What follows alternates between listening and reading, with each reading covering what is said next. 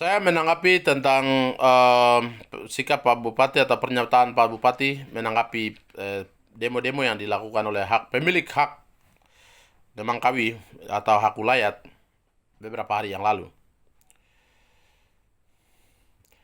Yang saya disayangkan, saya sangat sayang kepada pernyataan Pak Bupati. Salah satunya adalah Bupati sarankan pendemo untuk kejar 49%. Ya, dengan katanya 50% itu sudah bagi-bagi habis, jadi suruh masyarakat tuh kejar 49%. Pak Bupati, saudara hadir itu sebagai pemimpin untuk kita semua yang ada di kabupaten ini, terutama masyarakat.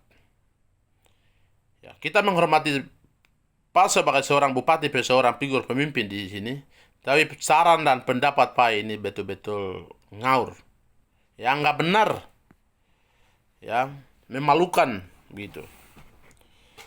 Sehingga saya mau sampaikan kepada Pak Bupati bahwa memberi Pak hadir itu adalah wakil Tuhan yang harus memberikan pandangan yang benar, saran yang benar kepada masyarakat kita. Jangan kita memberikan saran pendapat yang tidak masuk di akal, apalagi Pak anak daerah di sini. Masa mau bilang masyarakat itu harus kejar itu di Amerika atau di mana? Ini persoalan yang tidak masuk di akal. Oleh karena itu, saya sarankan Pak Bupati jangan bersikap seperti itu. Yang kedua lagi, Pak Bupati sampaikan kepada pendemo bahwa yang rumah yang saya mau bangun sekarang ini, kamu yang demo kamu tidak akan dapat rumah itu. Demi sampai Pak bersumpah bahwa saya tidak akan bangun kalian rumah. Pak Bupati, Pak Bupati itu adalah pemimpin daerah ini. Pak ini pemimpin pemerintah, bukan Pak punya perusahaan. Pemerintahan ini pemerintahan swasta, bukan. Ini pemerintah. Pak jangan anggap pemerintah ini pemerintahan swasta, tidak boleh. Ini bukan perusahaan. Pak pimpin adalah pemerintahan. Dan mereka yang Pak sampaikan, mereka itu adalah warga negara Indonesia yang berhak untuk mendapat perhatian daripada pemerintah itu sendiri. Oleh karena itu, Pak sumpah-sumpah bahwa saya tidak akan memberikan rumah dan lain-lain. Lucu. Ya. Masyarakat itu mungkin tidak memahami, jadi mereka bisa tidak sampaikan Pak langsung pada saat itu. Seharusnya mereka tanya, uang yang mau bangun perumahan masyarakat, uang dari mana? Pak Lutinus punya uang saku atau uang dari uang rakyat atau uang negara? Kalau uang negara, mereka punya hak yang sama seperti rakyat Indonesia yang lain untuk mendapat perhatian dari pemerintah. Nah, itu yang saya sampaikan kepada Pak Bupati. Pak Bupati, saya mau kasih tahu satu hal begini, bahwa pemerintah itu hadir itu untuk melayani seluruh kalangan rakyatnya, ya. Tidak memilih siapa-siapa. Pemerintah hadir bukan untuk keluarga. Pemerintah hadir bukan untuk kerukunan atau suku. Tetapi pemerintah hadir untuk rakyat seluruhnya. Entah dia dari Sumatera, Jawa, Kalimantan, Jayapura, Papua lain. Pemerintah hadir untuk mereka semuanya yang ada di negeri itu. Kabupaten Mimika pun sama. Seluruh suku bangsa yang ada di sini, suku yang ada di sini, entah dia dari orang Sumatera, Jawa, Bali, mana saja, bahkan Papua lain yang ada di Kabupaten Mimika ini, itu mereka hak yang sama sebagai warga negara Indonesia yang harus diperhatikan oleh pemerintah daerah. Dan Pak Bupati tidak pernah berpikir seperti itu, yang saya lihat. Fatal kegiatan perilaku yang tidak masuk di akal adalah Pak Bupati melantik kepala dinas atau badan pemerintahan di lingkungan pemerintah Kabupaten Mimika, kepala dinas, kantor, badan, semua, tidak memberitahu sedikit pun kepada wakil bupati. Ini sudah memang lucu dan aneh. Kalau kita seperti itu, bagaimana pemerintahan itu bisa jalan baik? Saya lihat Pak Bupati ini termakan dengan manusia-manusia, segelintir orang yang ada di pinggiran Pak. Untuk mereka datang bisik ini, Pak bilang, iya itu sudah. Yang bisik ini, iya ini sudah. Padahal Pak tidak tahu Kalau orang-orang yang manis sekali dikelilingi Pak, itu mereka yang mau menjatuhkan, menghancurkan kehormatan harga diri kepemimpinan Pak. Bukan mau mengangkat, membawa kebenaran, bukan. Untuk merusak, yang saya lihat. Sehingga Pak terlalu termakan dengan semua isu masukan yang orang-orang segelintir orang yang ada di pinggiran Pak. Nah, di sini kalau kita sebagai pemimpin itu harus mendengar semua kalangan. Entah orang besar, orang kecil, masukan itu penting. Kritikan penting, ya. Untuk kita memperbaiki, bila kalau kita salah. Karena tidak ada pemimpin yang sempurna. Pemimpin itu pasti ada punya kekurangan dan ada kelebihan. Sehingga saya pikir Pak Bupati juga sama.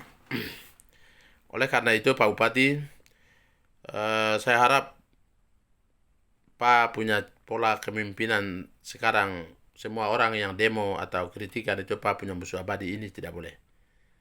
Politik itu biasa.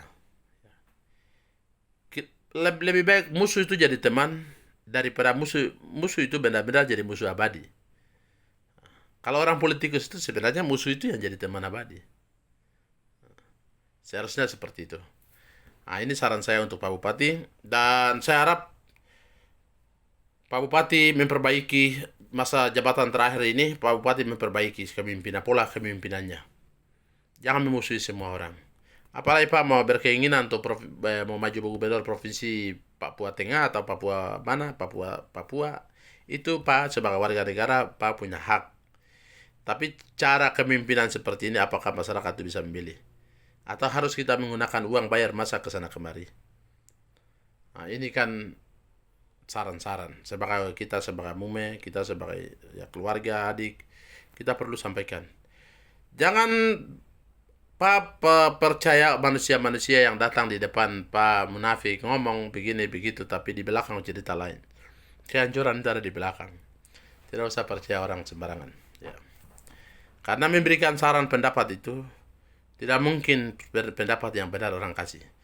Ya. Karena mereka tahu perilaku Pak Bupati juga seperti apa. Pak itu kalau diangkat-angkat baru Pak bisa lihat. Dan itu semua orang bicara. Ini bukan barang rahasia lagi. Semua orang bicara di luar sana. Pak diangkat-angkat dulu baru Pak, apapun orang bicara Pak dengar. Kalau Pak diceritain sedikit saja, itu Pak sudah musuh abadi. Nah, ini soal yang memang harus Pak perbaiki hal ini. Karena Pak itu pemimpin figur yang nanti akan di masa yang akan datang.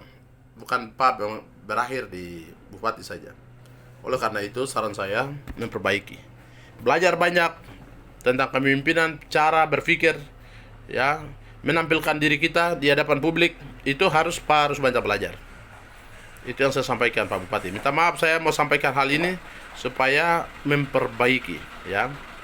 Dan musuh pandangan-pandangan orang lain melalui kritik media online, media sosial, atau demonstrasi itu bukan hal yang luar biasa. Itu hal yang baik yang sesungguhnya Pak Bupati menerima.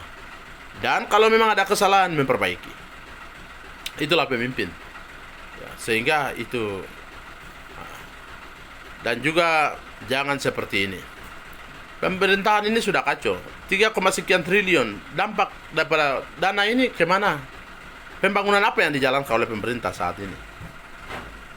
Sudah pas 2 periode. 3,sekian triliun uangnya hilang di mana? Kalau kita minta persentase dari Pak Bupati, Pak bisa jelaskan di lapangan TV Gainda? Belum tentu toh. Jadi harap supaya ini jadi perhatian. Ya, saya bukan kritik Pak, tapi memang saya harus kasih tahu karena orang saya tidak mungkin saya mau ketemu Pak susah.